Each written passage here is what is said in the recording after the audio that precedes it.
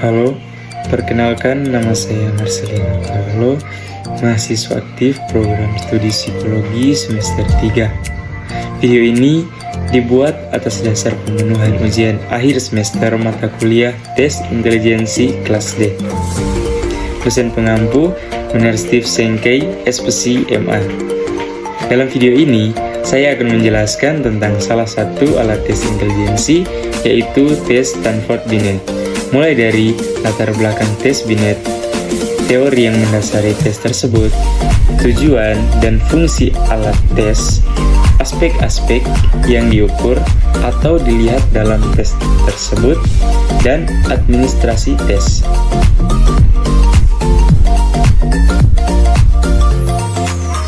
Termasuk dalam latar belakang tes Binet, sesuai dengan penamaannya, tes ini dikembangkan oleh Alfred Binet yang merupakan seorang psikolog asal Prancis.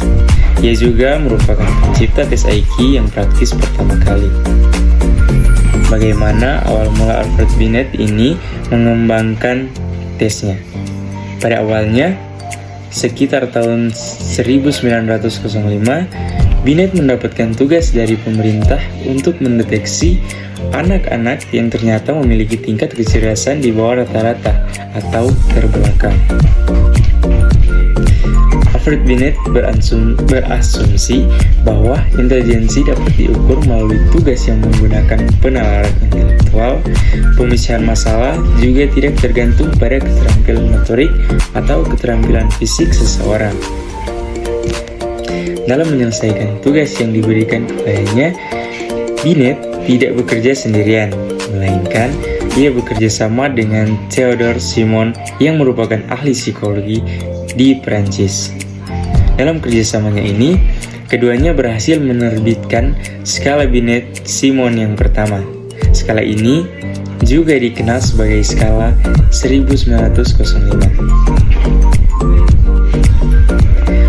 Tes Stanford Binet sendiri memiliki 30 tes dengan tingkat kesulitan semakin tinggi. Tes ini juga dirancang agar dapat mencakup tentang fungsi yang luas. Tes Binet mengalami perkembangan dari masa ke masa melalui beberapa revisi. Revisi yang pertama di tahun 1908. Dalam revisi tahun 1908 ini, jumlah tes semakin ditingkatkan. Tes yang memberikan hasil kurang maksimal juga dihilangkan, dan dilakukan juga penggolongan berdasarkan kelompok umur subjeknya.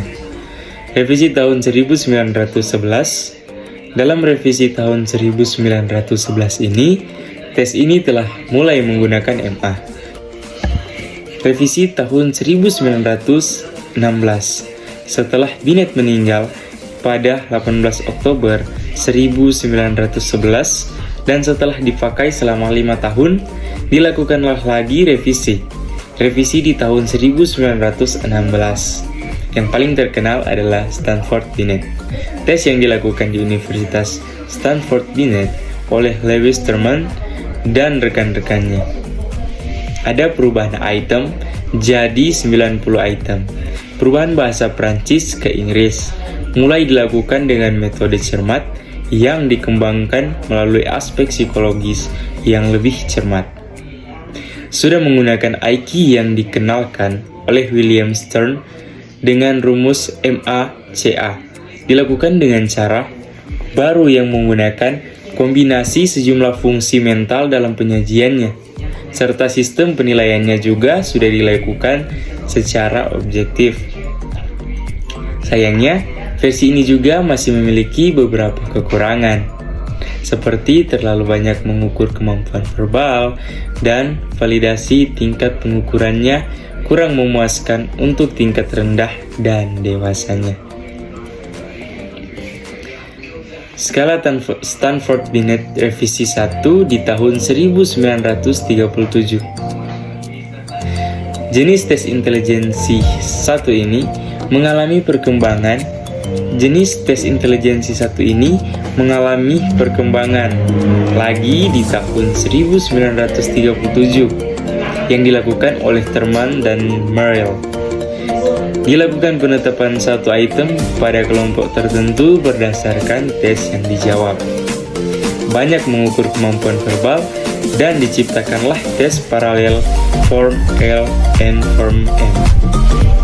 Skala Stanford Binet revisi 2 di tahun 1960.